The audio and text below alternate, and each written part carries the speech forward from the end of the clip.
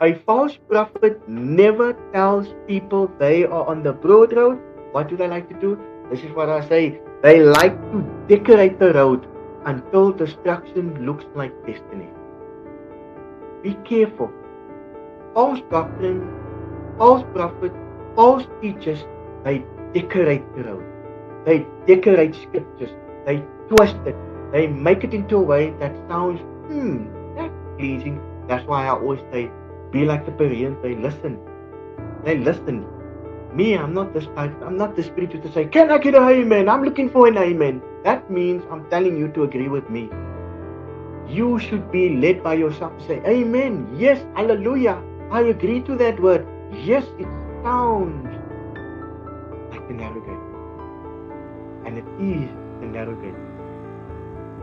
The danger of the broad road is not only sin, it is deception wearing church clothes. I'm going to say it again. The danger of the broad road is not only sin, it is deception wearing church clothes. One gate entertains you, entertains your flesh while destroying your soul.